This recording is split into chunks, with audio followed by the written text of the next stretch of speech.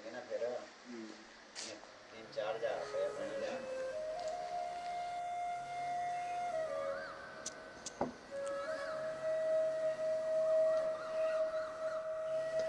प्रणाम गुरुजी। आशीर्वाद आयुष्मान भव। तो आज मेरे साथ बहुत सारे दर्शकों की ये उत्सुक और इच्छा थी इस गौशाला के बारे में जानने के लिए। तो मेरी आपसे विनम्र निवेदन है कि आप हमें बताएं एक गौशाला के बारे में, इस जगह के बारे में बताएं, कहाँ पर ये स्थित है और कब से ये शुरू हुआ और आपके मन में कब ये विचार आया और किस उपलक्ष्य में आपने ये बनाई और कहाँ से आपने शुरू करा था और आज आपके पास कितना सामर्थ्य है, कहाँ पे आप पहुँच चुके हो। तो गुरुजी इसके बारे में डिटेल दें मेरे दर्शकों को। ये गौशाला पंचरुखी ब्लॉक के नज़दीक बटान गांव में, सिलाना मध्य बटान में स्थित है। इसमें हमारे पास में 35 गायें हैं और कोशिश करते हैं कि बड़ी से बड़ी इनकी व्यवस्था की जाए। और आपने पूछा कि बचार कब है, तो बचार से वैसे मेरे मन में आ गया था जब मेरी उम्र को 20-22 साल, तब से मेरे मन में कोई ऐसा होता था कि मैं कुछ करूं, कुछ हटके नया करूं। कई साल इसके लिए मैं सोचता रहा। मैं मानो 15 साल उसमें लगे कल्पना करते करते। तो 15 साल के बाद फिर जब एक बार मैंने अपनी माता जी से इस बात की कि ऐसे ऐसे मेरे मन में विचार है, तो ऐसा मैं करना चाहता हूँ। तो माता जी ने मुझे प्रोत्साहित किया बड़ा भारी कि तुम करो, मैं आपके साथ हूँ। क्योंकि मेरी माता जी को फौज की पेंशन मिलती थी और वो ये दान पुण्य करते थे, क्योंकि लड़के उनके ठीक काम का अपना कमाते थे। तो मैंने सोचा कि माँ का जो पेंशन है तो कम से कम मुझे मिल ही जाएगी। वो जब मैंने इसका पूरी प्लान 2006 में इसकी प्लान बन गई कि मैं करूँगा, जैसे इसकी पूरी प्लान बनी तो मेरी माता जी का देहांत हो गया उसी समय। वो फिर मेरा एक बार सपना फिर टूट गया। परंतु जब भी मैं माता जी का यहाँ संस्कार करने के लिए लाए तो वहाँ अग्नि के सामने मेरे का संकल्प हो गया कि या मैं गौशाला चलाऊँगा या मैं घर छोड़ दूँगा या मैं संन्यास ले लूँगा। फिर मैंने अपने भाइयों से भी ऐसे घर में बात की ऐसे ऐसे कि मैं मेरा संकल्प था, माता जी ने मुझे प्रोत्साहित किया था। उन्होंने बड़ा सहयोग दिया। उस समय उन्होंने मुझे उस समय 500 रुपये देने का संकल्प किया कि हम हर महीने 500 रुपये दे देंगे, और वो देने लगे। और एक गाय से मैंने इसको शुरू कर दिया। और स्वर्गीय कैप्टन आत्माराम विधायक थे, वो मेरे बड़े अच्छे क्लोज थे, तो मेरी इसमें से वो भी हेल्प करते रहते थे। उनके जो कर कमलों से मैंने उद्घाटन कराया था और धीरे धीरे बढ़ने लगे। 2006 की बात है, इसमें 24 जा रहा है तो मानो मैंने 18 साल पूरे कर लिए, 19 साल में प्रवेश हो गए हैं। और भगवान की कृपा से, बुजुर्गों की कृपा से इसका इसलिए मैंने नाम रखा था पितृ तर्पण, क्योंकि सब हवन पाठ यज्ञ सब करते हैं। पितरों का तर्पण करने के लिए किसी के पास समय नहीं है, या व्यक्त नहीं है, या समय नहीं है, या भावना नहीं है, कुछ बोल दो आप अपने शब्दों में। तो पितरों के उद्धार के लिए इसकी मैंने स्थापना की थी, इसलिए इसका नाम पड़ा था पितृ तर्पण परमार्थ गौ सदन।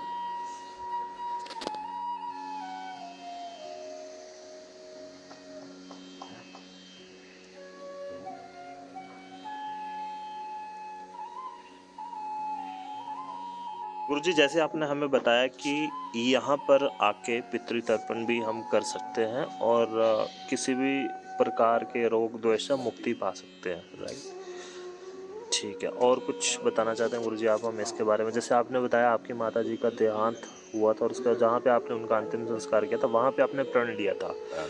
तो ये देख रहा हूँ मैं कि यहाँ पर ही जो है वो स्थान बना हुआ है जहाँ पे मुझे लगता है आपने इसको बहुत अच्छे से भी बना दिया। ये वही जगह है जहाँ पे आपने इसको रेनोवेट करा है? वही जगह थोड़ा सा बदला है जी। बाकी वही। और ये जो घाट और नीचे बहुत अच्छे पक्षी जो चल रहे हैं, ये सब ये कैसे विचार आया कि यहाँ पे एक घाट सा बनना चाहिए और ये सब? क्योंकि मुझे जहाँ तक पता है यहाँ पे ऐसा कुछ नहीं होता था, यहाँ एक नाला सा होता था, तो उसके बारे में हमें बताएं। गार्ड के लिए, कुछ गाय के लिए भी पानी की थी, और कुछ ऐसा था कि यहाँ पानी का श्रृंगार हम कर सकते हैं। हमारे से पानी के प्लस पॉइंट है, हमारे पास बड़े हार में पानी देखने के लिए जाते हैं, छोटे छोटे बच्चे आ जाते हैं। जी तो वैसे थोड़ा सा नरेगा से बना था ये, जी बनवाया था मैंने, फिर टूट गया। बिहार ने सांता जी के पास गया मैं, उन्होंने मुझे प्रोत्साहित किया और पैसे भी दिए कि बड़ी से बढ़िया बनाओ। तो फिर इसमें आधा थोड़ा कच्चा और आधा पक्का है ये जी। बट ये जो हम जो देख रहे हैं उसके अकॉर्डिंग तो ये पूरा ही लग रहा है, क्योंकि आधा अधूरा नहीं लग रहा, आपने पूरा ही कर दिया। आपके लिए आधा हो सकता है, पर दर्शकों के लिए, जैसे मैं भी एक दर्शक हूँ और मैं भी यहीं पे पला बड़ा हूँ, तो मेरे लिए तो ये बहुत बड़ा गुरुजी, तो आपका बहुत बड़ा योगदान है इसमें। उसके अलावा आप कुछ और बताएं, जैसे आप हमें बताएं यहाँ पे और क्या क्या है। आप हमें गौशाला लेके चलें, हम देखना चाहते हैं कितनी गई हैं वहाँ। गौशाला है यहाँ। जी माता जी का मंदिर है, शंकर जी का मंदिर है, जी हनुमान जी का मंदिर है, शनि जी का मंदिर है, नवग्रह का मंदिर है, सब भक्तों ने बनाया है। मैं इसमें केवल निमित्त मात्र हूँ, तो करने वाले सारे भक्त हैं। गाय का भी जो व्यवस्था बनाते हैं वो सब भक्ति बनाते हैं, मैं केवल निमित्त मात्र हूँ। मेरा तो कुछ संकल्प है कि यहाँ बैठ करके मैं इसमें जब मेरा प्रश्न जो पूरा प्रश्न जागा मेरा, तो एक बार मैं गौ माता की ट्रेनिंग के लिए गया इस सम्मेलन में। वहाँ आई थी सुश्री ऋतम्बरा जी, तो उन्होंने बड़ा प्रोत्साहन किया। उन्होंने बोला कि प्रश्न किया कि अगर आपकी गौशाला में 10 गाय तो कितनी खूंटियाँ देंगे। हम सब ने बोला 11। तो उन्होंने बोला कि आपने 11 तो बोल दिया, पता किसी को नहीं है कि क्यों देनी है 11। तो उन्हें बड़ा टाइम समय इन्वेस्ट करूँगी। बोला जो 10 खूंटियाँ गाय के लिए चाहिए, 1 खूंटी चाहिए गौशाला को चलाने वाले के लिए। जिससे गौशाला चलाने वाले की अपनी खूंटी पक्की है, वो तो गौशाला चलेगी। जी जी जी जो गाँवों को बंद करके कोई मरंडा घूमेगा, कभी गोरोड़ा घूमेगा, कभी बैनाथ घूमेगा, कभी अमृतसर घूमेगा, वो गौशाला नहीं चलेगी, क्योंकि वो व्यवस्था नहीं बनेगी। वो बस गाड़ी का ड्राइवर एक ही होता है ना, नौकर आप 10 रख लो। जब तक व्यवस्था देखने वाला आदमी नहीं है तो नौकरों के बस की बात ये नहीं होती है। व्यवस्था देखने वाला खुद व्यवस्था देखे। मैं बाकी गौशाला में प्रार्थना करूँगा कि एक जो आदमी आप स्वयं व्यवस्था देखे तभी हो सकता है। आप बोलेंगे उस नौकर ने कर देना, उस नौकर ने कर देना, तो मैं इसमें नहीं सहमत हूँ, वो नहीं हो सकता। जी गुरुजी। गुरुजी हम आपकी गौशाला देख सकते हैं एक बार?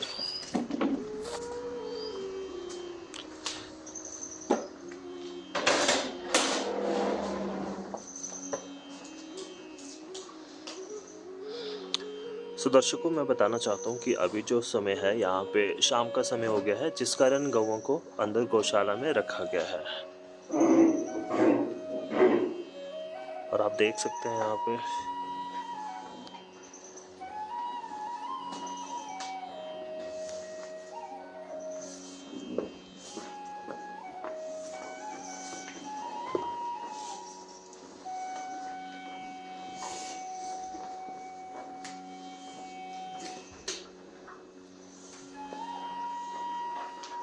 माता को पत्थर लगे हुए हैं ऊपर, लगी हुई है।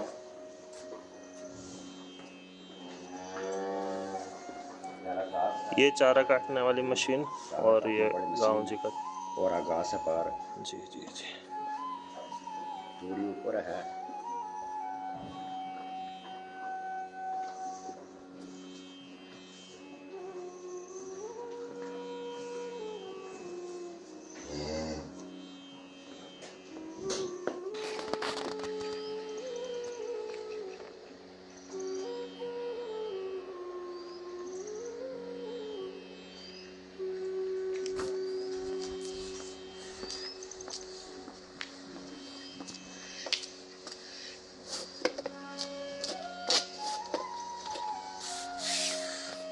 ये आपके वर्कर्स के लिए बनाया गया स्थान। जय माता की।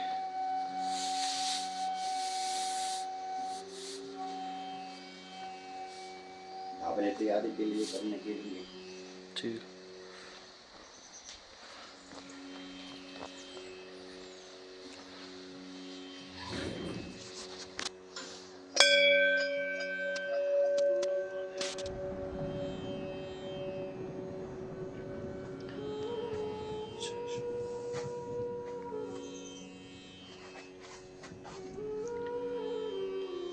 आपको कितना समय लगा ये सारा कुछ बनाने में? बन नहीं रहा है अभी तक, 6 साल 2006 से लगता है, अभी तक बन नहीं रहा है। यह बोरी है पानी के लिए, नेचुरल पानी का स्रोत हमारे पास है बोरी। जो आजकल विलुप्त होती जा रही हैं वो आपके पास अभी भी है? जी जी जी। और यहाँ पे आप दिन में गऊओं को बांधते हैं?